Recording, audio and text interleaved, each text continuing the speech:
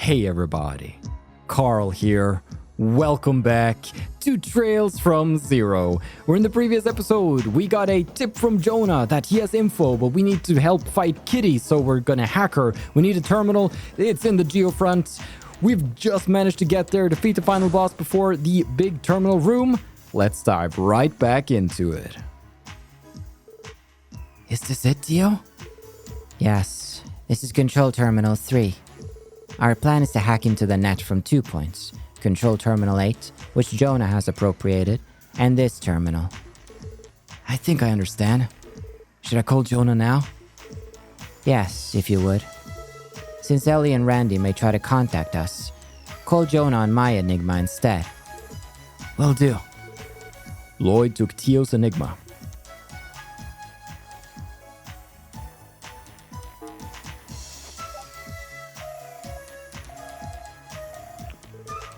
Jona, it's Lloyd. Oh, you're already there? Yeah, Tio's booting up the terminal now. Good. I'll get mine set up too. Do me a favor and turn the Enigma speaker mode on, okay? Speaker mode? What's that? On the back of the Enigma, there's a little red switch. Flip it. It will allow other people to be able to hear the caller's voice. Right here? Lloyd flipped the switch as instructed and placed the Enigma on the table. Hey, can you two hear me? Oh, that's useful. It uses quite a bit more EP, so I don't recommend using it unless necessary. Jona, everything is green on my end. How about you? Almost there. I've been moving the decoy around as much as humanly possible.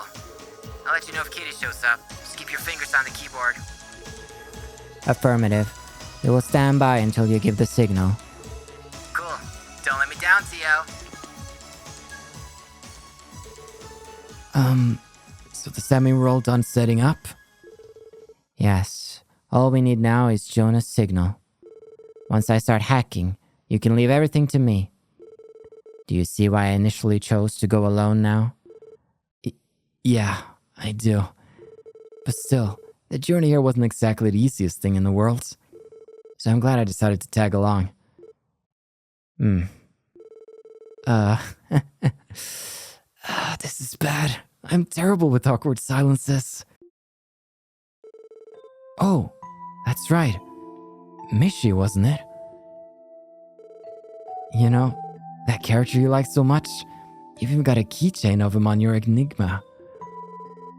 Yes, I suppose you could say I like Mishi. I'm not really one to get too attached to things, so it's hard to believe I've held on to that keychain for all these years.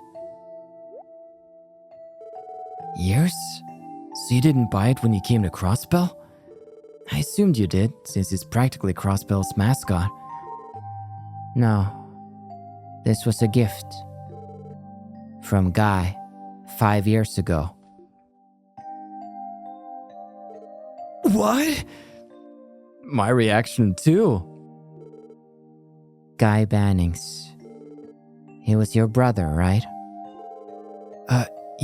Yeah, he was, but wait a second. Tio, you knew my brother? Yes. I had no idea. Why didn't you tell me sooner? You're from Lehman's Day, right? How could you know Guy? Wait, does this have anything to do with that, thing that he went out to do all those years ago, or was that different? That also involved a girl. He couldn't have come across... Frickin' nailed it. Called it. What do you mean you're gonna go on a trip? Where are you even going? The Principality of Remiferia. Don't worry, I should be back in a month or two. Well, I can't dive into specifics, but I'm in charge of escorting this cute little girl back to her home. I don't remember who said this. Tio, I'm sorry, but have you been to this hospital before? Yes.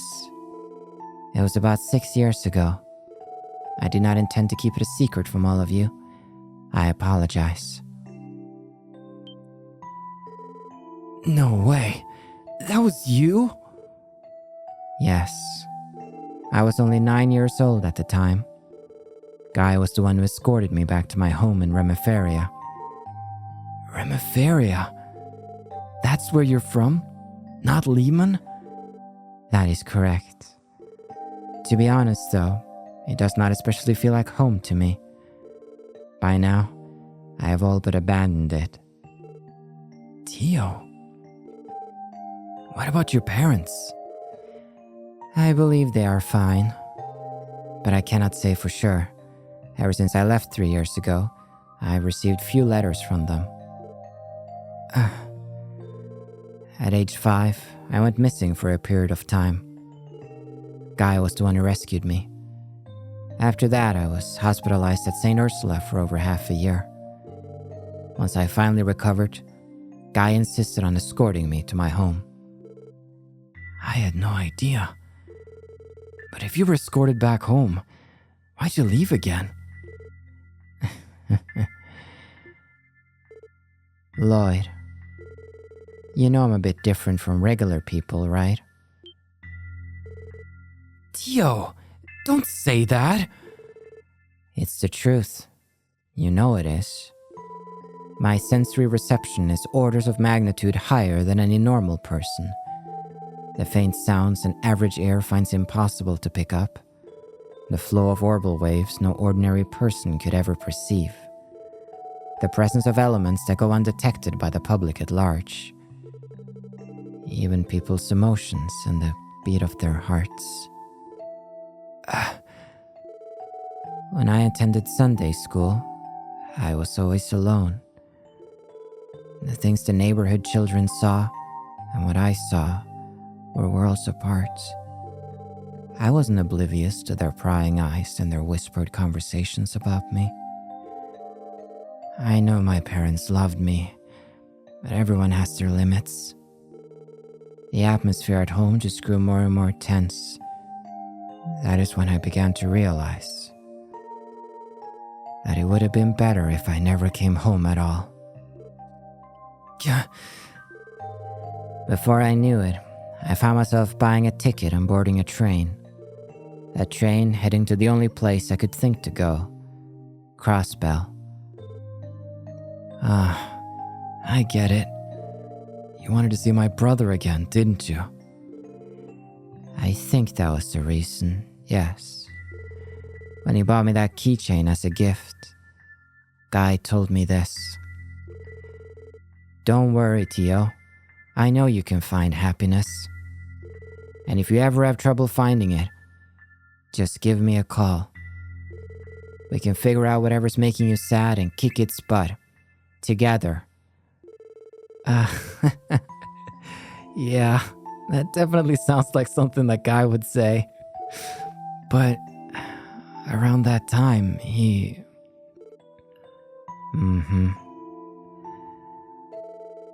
At the lowest point in my life, I met an Epstein Foundation researcher by chance.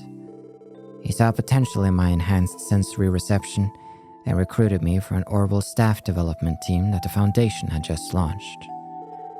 With that, I transferred to Lehman State and spent 3 years as a Foundation researcher. Then, 3 months ago, I returned to Crossbell. Tio.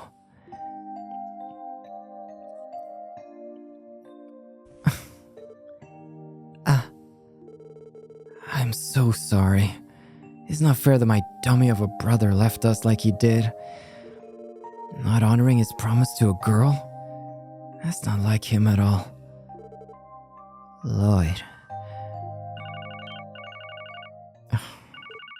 Oh. It must be Jona. The kitten has been spotted. I repeat, the kitten has been spotted.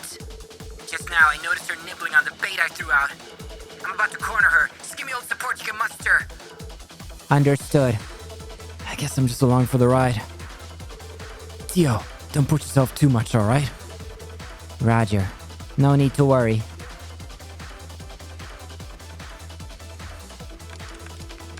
Oh, that was a wonderful conversation. I want to dwell on that later. Beginning concealment near the network resource's second boundary domain. Standing by for Kitty. Aye, ma'am. Whoa, are you serious? It's her! Kitty already deactivated all of our protections. Yeah!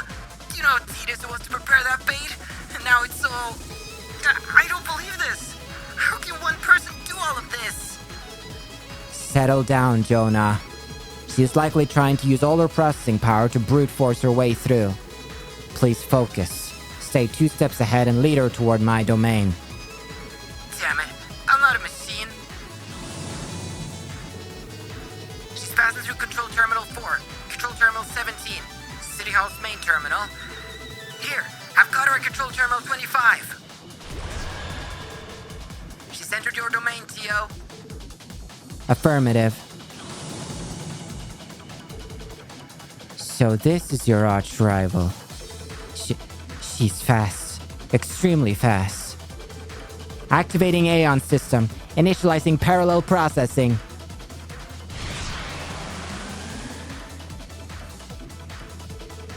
Confirming Kitty's presence. Whoa, look at these data streams. If you keep it up, you won't even need my help catching her. I disagree. Unlike you and Kitty, I am not a true hacker. If my Aeon system goes down, I will be easily overtaken. Damn it, then what do we do? In preparation for that, raise your processing output to max and block Kitty's exit. I am predicting that Kitty will try to shift over into your domain again. Choose your timing carefully, because you will have an approximately 0.1 second window to catch her. Oh, you've gotta be kidding me. Oh, screw it. I'm Jona freaking Sacred. Get ready. Aeon system. Limit break.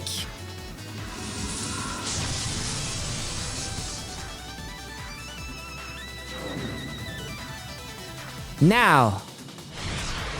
Take this. All right. I bagged myself a kitty. We won?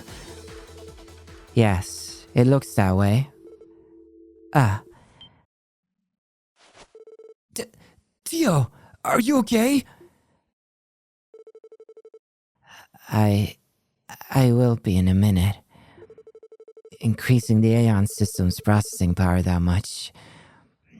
The world is spinning around me. Didn't I tell you not to push yourself?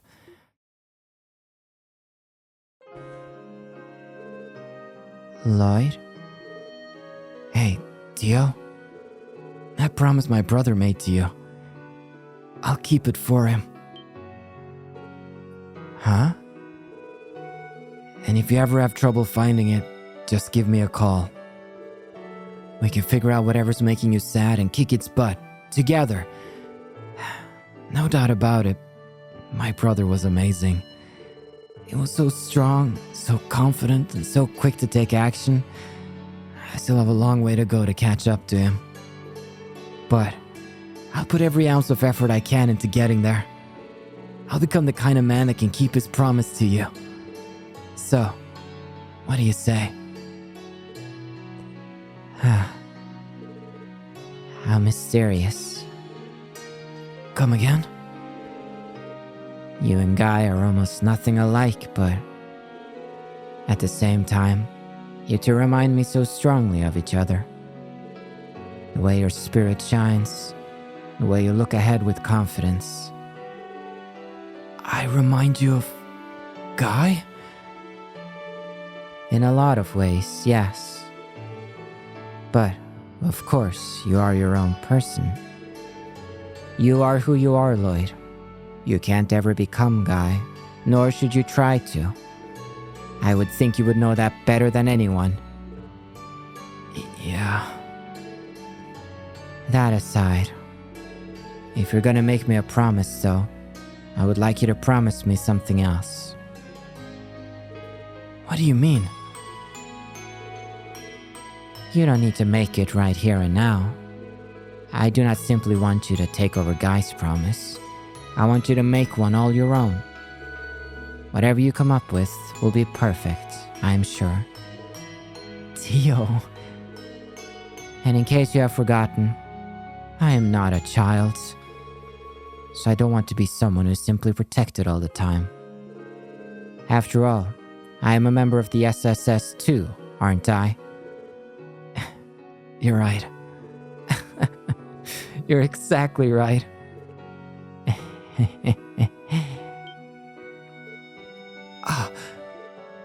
Huh? Is something wrong? No, it's just... I think that's the first time I've seen your genuine smile. I was not smiling. I am, simply exhausted. That is all. No need to be shy. It seems like such a waste, though. Your smile's adorable. If you showed it more often, I'm sure you'd be crazy popular. Adorable?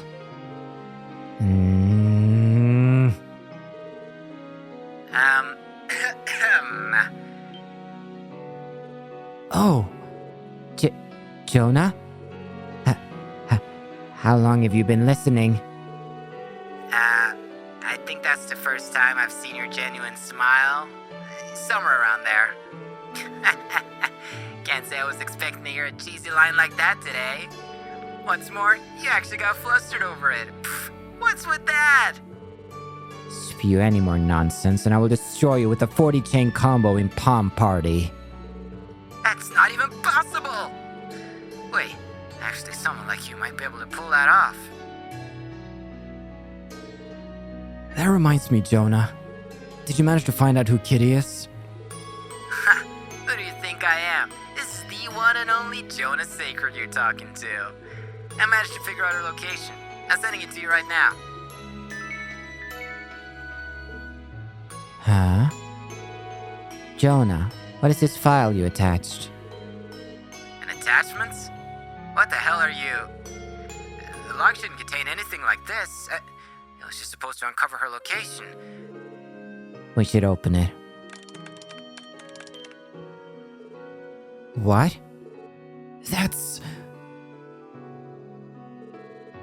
Oh no, she's on to us. What the heck is this? Wait just a damn minute. This couldn't be. It appears the hackers have become the hacked. This must be her way of getting revenge for us discovering her location. No. Perhaps she had us in the palm of her hand from the very beginning. If true, it is possible that the information we obtained was simply a ruse.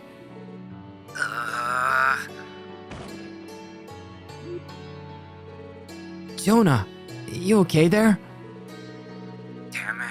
There's no way she should have been able to mask her address. If we could trace and analyze it, eventually it'll lead back to the access point. No, that won't work. But what about it? Hello? There's no point to talking to Jona when he's like that. Let's just return to his place for now. We still need to retrieve our rightfully earned memory quartz. Oh, I nearly forgot about that. With everything that just went on, I guess it slipped my mind. There should be an emergency elevator near the exit. We'll take that and head back. Yeah, sounds good. Oh, sounds so good. Oh, this whole scene. Oh, wow. So good. It ties Tio's ties Tio into Lloyd's past, Guy being their common link, more fun with Jona. Kitty, we can only assume Kitty is Ren, right? I can't see any other option here. The cool hacking sequence. Oh, and just, man, I always got a little emotional there. That was beautiful. That music track too, just, So now we've had bonding moments with like all three characters. This is wonderful. This is wonderful. Okay, dokie. Well. Let's make our way back. We've gotten all the chests. We've got all the... Oops, excuse me. Wait a minute. Down? Yes, I guess we do... Hold on. I'm a little turned around right now, but I do want to check the combat log. Yep. Looks freaking good. All of them megalobats. Oh, look, the before and after pictures. Not flattering. Oh, boy. Stay off the blood, everybody. Okay. Where are we now? Okay, so this... Wait, okay. Wait. I'm a little confused. I'll be honest with you. Wait, what direction am I... Hold on. Wait. Oh! Wait, did I just come out the back of the other? Because this is where we fought, like, the original big fatty? Is that true? Wait, further down. Wait. Oh my, I am... Yeah, because this is the start of this section. Okay, so now we've successfully managed to find the back entrance to that place. Oh, that's so cool, because this is going to lead into the other part of it.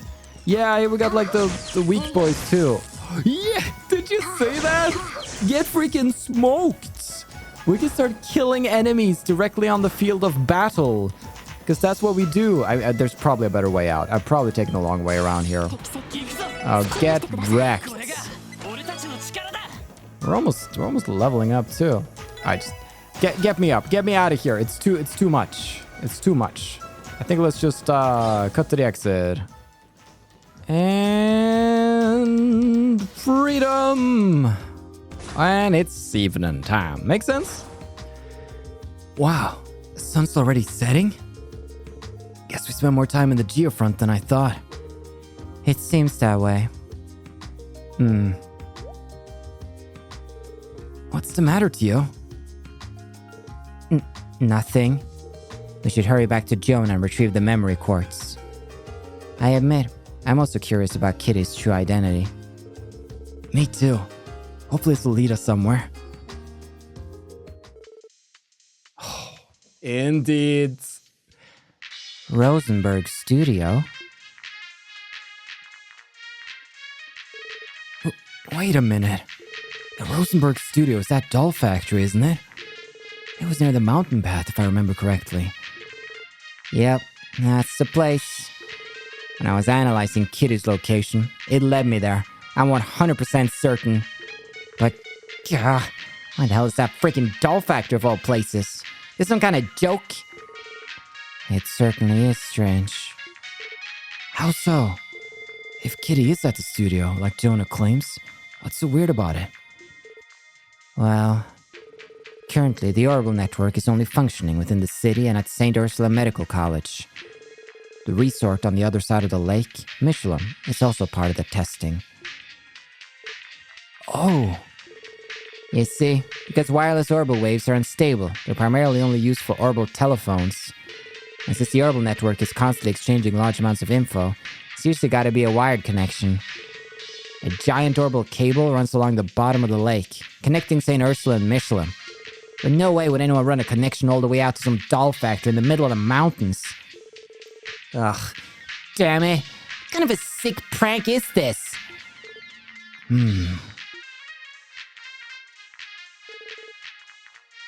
It can't be, can it? Though the mystery still remains, we succeeded in our objective. I believe you mentioned our rewards?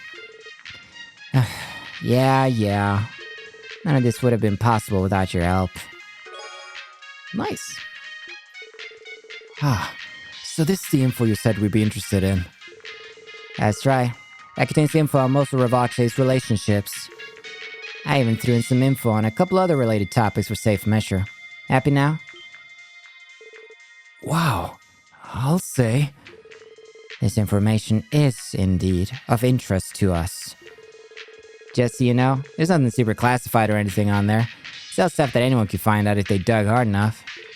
Your boss at the CPD, for example. They've been sitting on all this for, ever. I'm sure it'll be useful nonetheless. Thanks. Since we didn't have access to all this, we were at a bit of a disadvantage. That's so. I'm glad I could help then. Oh, I'm beat. That was way too much for one day. Tomorrow, I'll use what we learned to finally uncover Kitty's true identity. Well, don't overdo it. It's the anniversary festival, Jona. Why don't you go on a date or something instead of holding up in here? Shut up. It's none of your business what I do or don't do. You damn wolf in sheep's clothing ass, playboy normie piece of crap. Not exactly sure what all that meant. I can't help but feel like he's got the wrong idea about me, too. Now that you mention it, you went on a date with Cecile on the opening day of the festival, didn't you? Huh? And after that, you ended up spending time with the beautiful Seeker sisters. Experience really does trump everything in the end. Theo, what are you trying to say? Nothing in particular. What do you mean? Cecile is like my sister. Come on. Oh, well, it's Trails.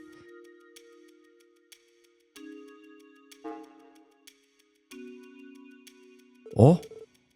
Connecting to the memory quartz. With this, we can access the entire database's contents. Wow, this is really comprehensive. Up until now, we've had quite a few gaping holes in our intel on Ravache. This might be the first time we've had so much information on them laid out for us. Why don't we take a little look-see and see what we got here, then? Right. All right, I think the episode's been lasting for a while, but this is no place to conclude. All right, let's get to it. Summary and history. Ravache is the largest criminal organization currently operating within Crossbell State. Its inception dates back to roughly 1130 of the Septian calendar, coinciding with the founding of the state itself. As the name Ravache & Co. would suggest, its fortune was amassed by smuggling goods between the Empire and the Republic under the guise of a trading company. In turn, Ravache was able to seize control of Crossbell's underworlds. Currently, Ravache is known to participate in several illegal businesses, including arms smuggling, the sale of stolen goods, land speculation, insider trading, mirror laundering, sex rings, intermediary agencies for Jaeger Corps, and so on. Due to its close ties to influential Diet members, Ravache is rarely punished for its criminal offenses. While members may be arrested from time to time, it is common for their bail to be posted almost immediately. I see. This entry gives a pretty good overview of Ravache. We've only heard rumors and scraps of info until now. It's nice to have everything together in one place. Seeing all this, it's evident what a formidable organization they truly are. For real. These guys are making a killing with these shady ops of theirs. Alright, arms and influence. Ravache's main forces total about 300 members. Including low-level workers both inside and outside the state, the company employs approximately 500 people total. Ravache's ranks include several former Jaegers and soldiers from neighboring countries. Combined with its smuggling of cutting-edge orbital weaponry, Ravache is believed to have considerable military strength. Despite not being a large-scale crime syndicate, its influence extends past Crossbell. Ravache holds deep ties with influential figures in both the Empire and the Republic. According to recent intel, Ravache had begun to lose ground to Heiyui, a rival organization, but has since bolstered its firepower by utilizing warhounds. This new development has led to Ravache regaining superiority. I had no idea Ravache was this large and well-armed. Not only that, but they have men in their ranks with real battlefield experience. Yeah, makes sense. Even their lowest ranking underlings put up a good fight. Not to mention their warhounds. They're still using them, even after what happened. It's like the arrest we made in Mainz was for nothing. I'm afraid so. It's pretty disappointing to think. Alright, let's go for the Don. Marconi controls Crossbell's largest mafia as the current president of Ravache & Co. He is the fifth man to hold the position, but did not inherit it conventionally. 8 years ago, Marconi gained control by overthrowing the fourth Don in an act of deceit and betrayal. Perhaps due to his Erebonian heritage, Marconi prioritizes his relationships with members of the Diet's Imperial faction. His ties with Speaker Hartman in particular are well documented. On the other hand, he has also made inroads with the Republican faction. Undoubtedly, Marconi seeks to leverage both factions in order to take advantage of Crossbell's unique circumstances. Furthermore, he seems to fashion himself after Erebonian nobility. His personal tastes include lavish garments and ostentatious furniture. Damn, look at this arrogant old fart. He may look like a jolly old man, but his actions paint him as anything but. It appears Marconi is a much more cunning individual than we were led to believe. Though he's firmly affiliated with the Empire, he still managed to forge ties with the Republic. No question, this guy's trouble. What about Garcia? Garcia Rossi's official position at Ravache & Co. is General Manager of Sales. Behind the scenes, however, he acts as a mafia's underboss and is the commander of its rank-and-file henchmen. Rossi previously served as a commanding officer of the Zephyr Jaeger Corps. When Marconi toppled the former Don 8 years ago, he contracted Rossi to aid him in his bid for power. Afterward, Marconi recruited him away from the Corps to join Ravache & Co. Permanently. Rossi was the architect behind the Mafia's militarization and large increase in strength. In his Jaeger days, Garcia Rossi earned the moniker Killing Bear by using his large frame and advanced military combat prowess to overwhelm enemy soldiers on the battlefield. Ravache's second in command, and he's from a Jaeger Corps?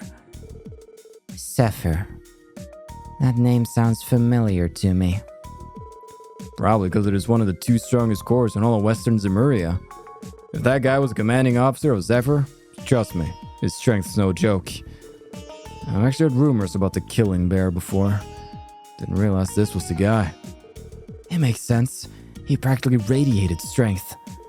But, Randy, how do you know so much about this? Travel as much as me and you'll hear all sorts of rumors. Alright, if you say so. Speaker Hartman, though. Oh, wow. That's a good portrait, dudes. I mean, you can tell by his stash that this is an evil man, but oh, damn, he looks good. I'm sorry, it's just so stylish. Hartman is an extremely influential politician who holds the position of Speaker of the Crossbell Diet. As a member of the Diet, he also acts as the leader of its imperial faction.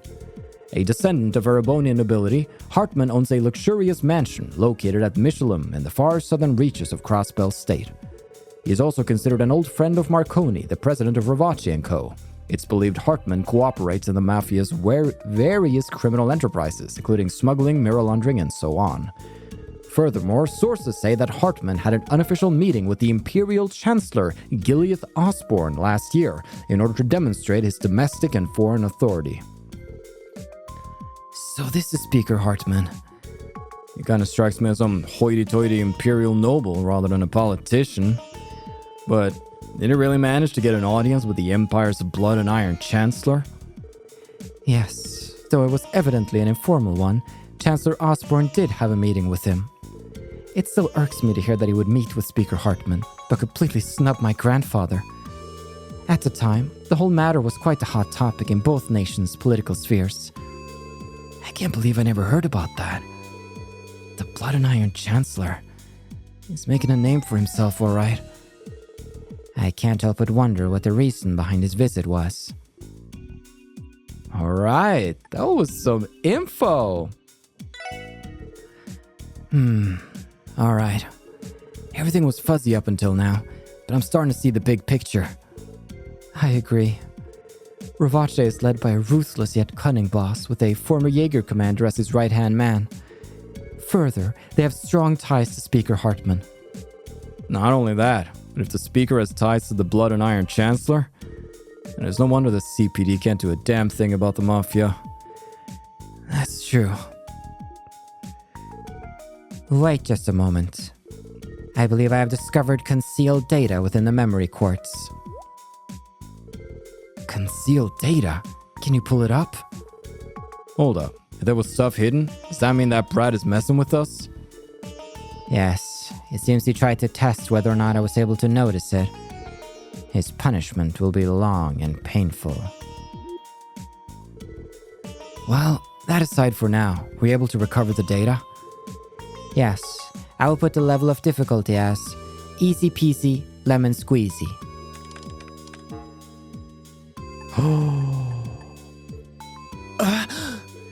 Is that the Schwartz auction? That's the thing Estelle and Joshua were asking us about, wasn't it? Nice one, Jona. That little scoundrel really pulled through for us. This seems to confirm that it is in fact a real event.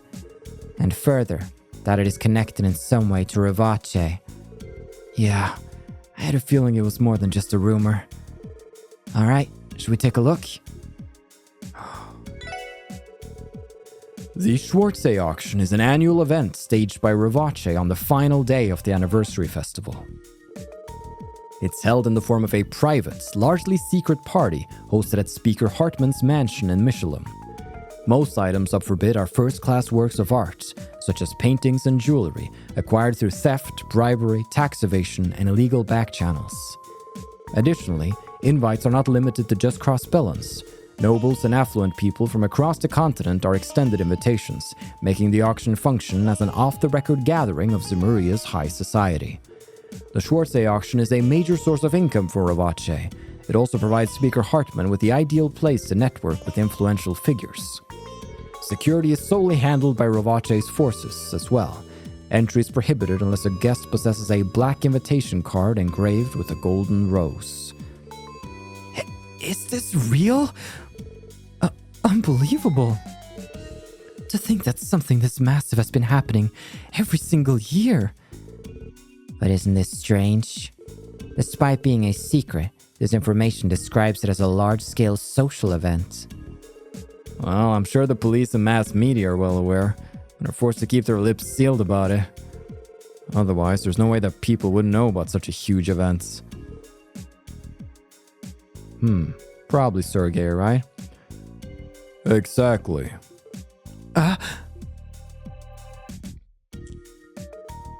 Chief. Good evening, sir. Color me surprised. Didn't expect you guys to get this far on your own. This ain't the place to talk, though. Come on. I'll give you the full rundown in my office.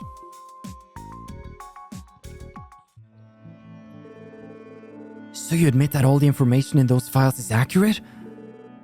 Yeah, unfortunately so. Beats me who did all this research, but they got quite a gold mine of stuff. But all the CPD's top brass know about this, right? Yeah, though I wouldn't say it's everyone. Anyone that's at inspector rank or higher for sure.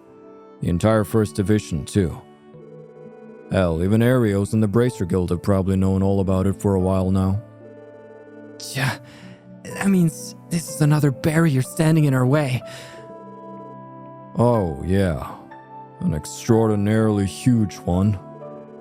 You know, I don't intend to restrict what you guys can do, but I wouldn't recommend posing your noses any further into the Schwartz auction. Stuff like this is well beyond your pay grade, kids. But Chief! Now, Chief. There's not mince words here. You're not saying this is beyond us. You're just trying to tell us the CPD itself has its hands tied, aren't you?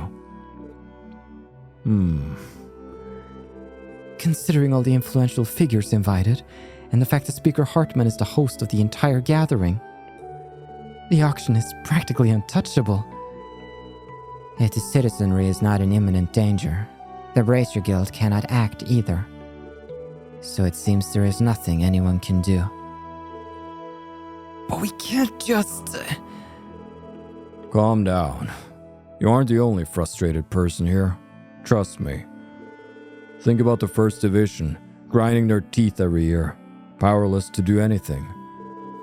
If this event ever gave them the slightest chance, they'd be charging in to take it down before even the guild could respond. But despite being shady as all hell, it appears to be just another glamorous party. Damn. Basically, if you tried to crack down on the Schwartz auction and screwed up, the SSS would be finished. That's why, for your own good, I can't let you chase after this. Anyway, that's the gist of it.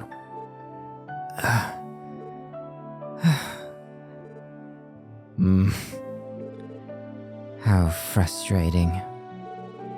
Listen, I'm not telling you to accept how things are. Just understand, sometimes you have to chin up, look forward, and figure out how much you can really accomplish. Don't forget that pit in your stomach right now, though. Keep at it, and your chance will come one day. So don't get too down, eh? I understand, sir. From now on, we'll stop looking into the auction. Lloyd. I'm sorry, Lloyd. Damn. This really sucks. With that, the third day of the anniversary festival ended. Teos passed, a mysterious story of Lloyd's brother, a hacker known as Kitty, a detailed report regarding Rivace, and then the Schwarze auction, sitting at the center of Crossbell's injustices. With all of it still spinning inside of his head, Lloyd slipped into a restless sleep. Wow, what an episode we've had! Holy smokes! Wait a minute. Okay, we're still going. We're still going. Who's this? What are they doing with me?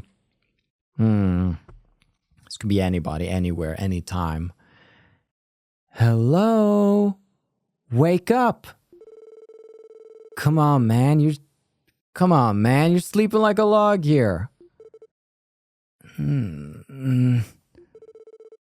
Oh, well, you asked for it.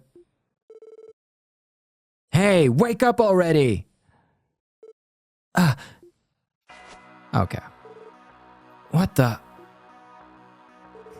Why the hell do I have to be the one to wake up another dude? It's much more my style to be gently roused from sleep by a half-naked babe after a long night of fun. That would make some Joe or something. Taking it easy. Or maybe even have ourselves a bit of morning fun. Sorry, Randy. It's way too early for me to deal with your fantasies. Wait a sec. Am I late for our meeting? About time you clued in. Come on. Mademoiselle and Teotad have already cooked up some grub. Let's go wolf it down. Yeah, I hear you loud and clear. I'll hurry and get changed. Huh? What are you laughing at? You're a cool guy. You know that, Randy? I don't think I could look after everyone quite as well as you do. The heck's this coming from? Cut it out, man. It's embarrassing. Sharing up sad sacks like yourself ain't my thing, you know? Whatever you say. But don't worry. I feel a lot better after a good night's rest. I'm still feeling frustrated by these issues we're facing, though. Huh. That right? Well, just make sure you don't forget that feeling, kid. That frustration could be the push you need to grow into a great man one day. Hey, I thought I told you to stop treating me like a kid. Anyway, I'm gonna change now. I'll meet you downstairs in a bit, okay? Yeah. We have a hierarchy here. Randy treats me like a kid. I treat Teo like a kid. And she treats Jona like a kid. So Jona's getting the brunt of the blow here. Well then. So it's already the 4th day of the anniversary festival. We're gonna have our work cut out for us. Crossbell Anniversary Festival. 4th day! Alright, it's the 4th day of the festival. Time to get to work. I'm sure a load of support requests have come in overnight, so let's take a look. Right, today's the day of the big parade too. Not to mention, there are tourists traveling all across the state during the festival. As you suspected, a lot of requests have come in. Lost belongings, missing children, etc. Might be a little much to try and tackle all of them at once. Let's do what we can and go from there. Sounds like a plan. Well, with that, we're back in control on the 4th day.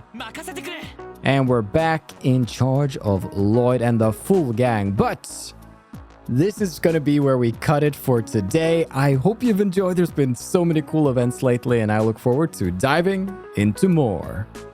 Thank you so much for watching. I've been your host, Carl, and this has been Trails to Completion.